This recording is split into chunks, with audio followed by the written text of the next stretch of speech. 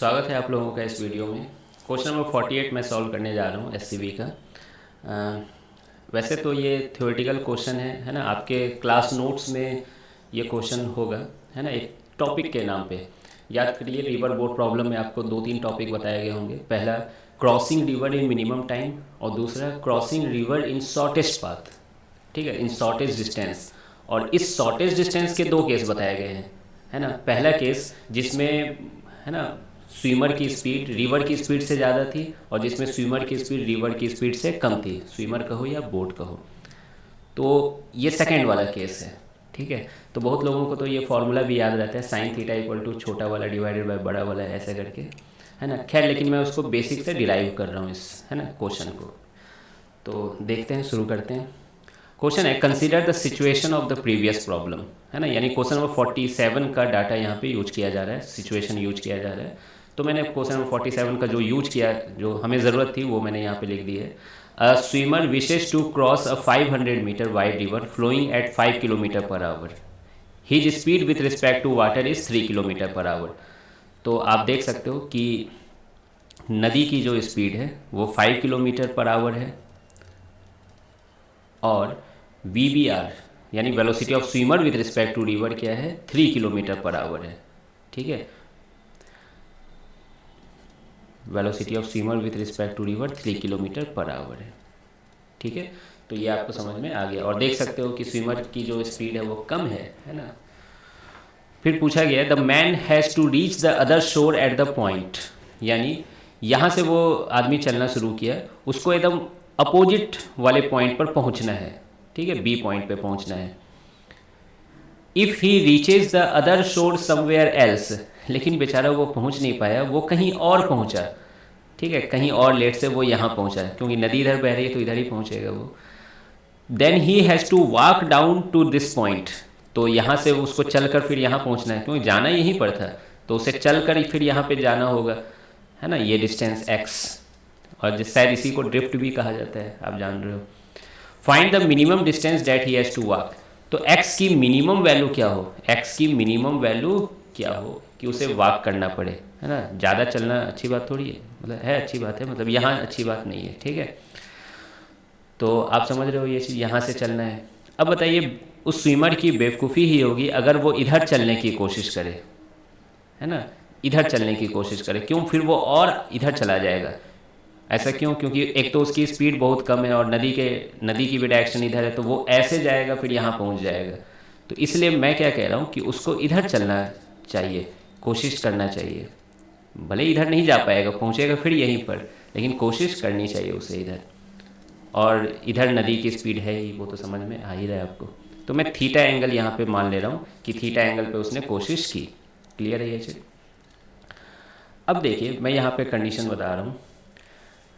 पहले तो वो रिलेटिव का वो सदाबहार फॉर्मूला लिख देता हूँ मैं, VSR equal to VS minus VR।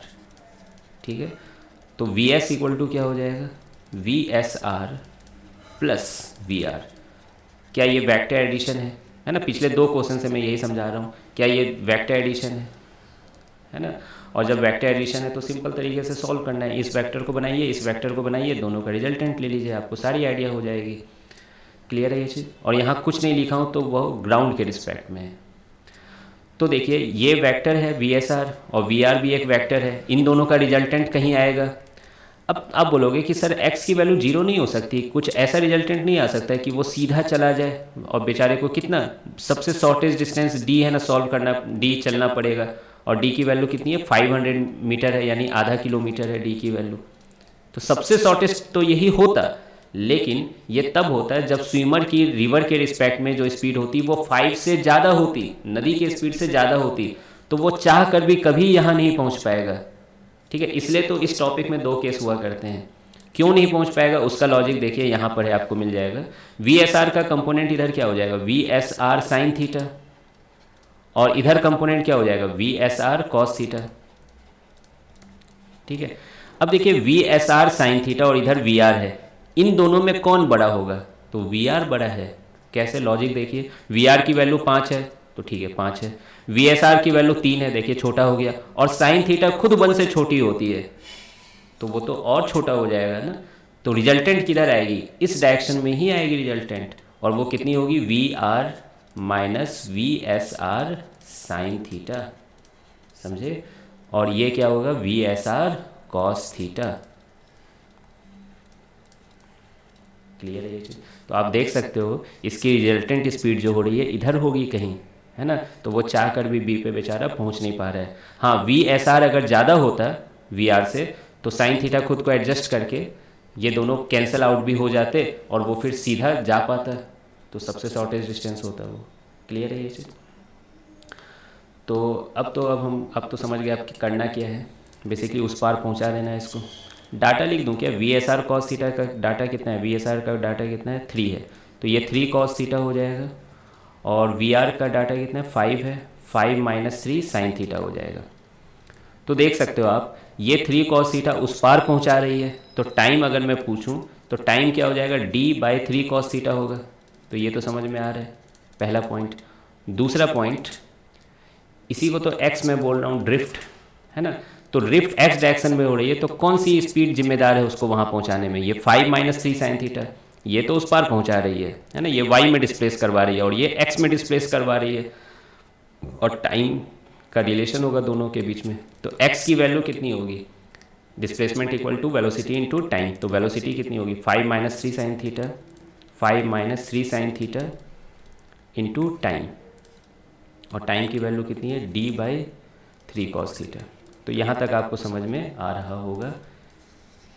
देखिए ये आंसर होता अगर सिर्फ एक्स पूछा जाता तो, और थीटा भी दे दिया जाता तो, लेकिन थीटा दिया नहीं गया, पूछा क्या गया है, मिनिमम डिस्टेंस, है ना, मुझको मिनिमम डिस्टेंस चलना है, यानी एक्स की वैल्यू मुझे मिनिमम चलनी है। ठीक है, तो बताइए एक्स की मिनिमम वैल्यू क्या होगी, क्या आपको कैलकुलस की याद आ रही होगी, है ना, थीटा का फंक्शन है ये, है ना, थीटा के रिस्पेक्ट में ये वेरी कर रहा है एक्स, तो मैं क्या करूँगा, याद है अपने पढ़ा है, वाई अगर एक्स का फंक्शन हो और वाई की मिनिमम मैक्सिमम है तो 2-3 स्टेप करते हैं, D Y by D X equal to 0 करते हैं, पहला स्टेप तो यही है। फिर उसके बाद डबल डिफ्रेंशिएट करते हैं, जो एक्स की वैल्यू आती है वो उसमें पुट करते हैं, अगर पॉजिटिव आया तो क्या होगा, निगेटिव आया तो क्या होगा, ये सब करते हैं। लेकिन फिजिक्स में कभी नहीं करते हैं, क्यों, फिजिक्स में एक ही वैल्यू आती है और हम लोग मान के चलते हैं कि जो हम चाह रहे वही आ रहा है। ठीक है, आप देखना अभी तो 11th में हो, पूरा 12 में आप कभी डबल डिफरेंशिएट नहीं करोगे, जबकि मैथ्स में ये कंपलसरी होगा करना। ठीक है, तो ये सुविधा देता है फिजिक्स यहाँ पर, लेकिन ये गलत आदत है, लेकिन कर सकते हो, चलता है इतना। तो देखो D X by D theta equal to मैं 0 करूँगा, है ना, कितना कैसे डिफरेंशिएट करूँ, ऐसा करूँ, इसको मल्टीप्लाई कर देता हूँ, एक साथ कर देता हूँ, तो ये कितना हो जाएगा, डी बाई 3 बाहर रहेगा।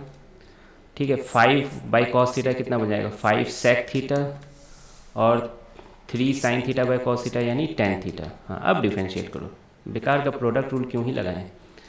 तो डी बाई 3 तो बाहर ही रहेगा, है ना, 5 ही रहेगा। सेक थीटा का डिफरेंशिएशन क्या होता है, sec theta tan theta, sec theta tan theta minus 3, tan theta का डिफरेंशिएशन क्या होता है, sec square theta, sec square theta equal to 0। ठीक है, आप देख सकते हो सेक थीटा यहाँ पर कॉमन होके, है ना, तो एक रूट आएगी सेक थीटा इक्वल टू 0। ठीक है, लेकिन वो रूट कोई काम का नहीं है, आप, है ना, थीटा के बारे में लॉजिक सोच सकते हो, सेक थीटा 0 आ रही है, यानी कॉस थीटा क्या आ रहा है ना, सेक थीटा 0 यानी 1 by cos theta equal to 0, यानी cos theta equal to infinity, है ना। सेक थीटा 0 कब हो जाता है, देखिए सेक थीटा 0 आ रही है ना, मैं ये भी समझा रहा हूँ, ज़रूरत नहीं है इसको समझाने की, लेकिन आप देख लो सेक थीटा 0 आ रहा है, एक रूट तो आ रहा है। ठीक है, सेक थीटा 0 यानी 1 by cos theta equal to क्या होगा, 0 होगा। क्या बताइए 1 बाय कॉस थीटा कभी 0 हो सकता है ना, नहीं हो सकता, है ना। आप सोच लो, ये यहाँ पर ट्रिग्नोमेट्री आपने पढ़ा हुआ है, तो ये रूट को आप ऐसे भी काट सकते हो। तो अब आप देखो डी बाई 3 उधर काट के 0 हो जाएगा, सेक थीटा भी कट चुका है, तो यहाँ क्या बचा, 5 टेन थीटा, और टेन थीटा को आप लिख दो sine theta divided by cos theta minus sec theta एक कट चुका है, तो एक सेक थीटा बचा, यानी 3 by cos theta equal to 0। फिर से देखो एक रूट आ रही है कॉस थीटा, एलसीएम होके मैं उधर भेजने वाला हूँ, और या फिर आप नहीं लो तो कॉस थीटा फिर से 0 आ रही है, यही वाली चीज़ आ रही है बार बार। ठीक है, अब बताओ कॉस थीटा 0 करना, मतलब थीटा 90 डिग्री, तो थीटा 90 डिग्री पे जाने का कोई मतलब ही नहीं बनता ना, फिर आप इधर जा रहे हो तो आप तो उस पार कभी नहीं पहुंच पाओगे। तो इतना ये सब नहीं सोचना है, इसको काटते जाओ, ठीक है। तो साइन थीटा की वैल्यू कितनी आ गई, 3/5। तो यहाँ पे आपको समझ में आ रहा होगा, साइन थीटा की वैल्यू 3/5 आ गई, तो थीटा की वैल्यू कितनी आ गई, 37 डिग्री। आई बात समझ में? तो यही आपके नोट्स में होगा, 3 के जगह याद करो VBR लिखा हुआ होगा, VBR, और 5 के जगह VR है ना। यहाँ स्विमर है तो VSR हो सकता है।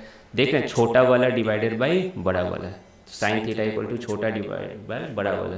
तो यही आता है, बार बार आता है ये, तो इसलिए बहुत लोग तो याद भी रखते हैं, मैं खुद याद रखा हूँ।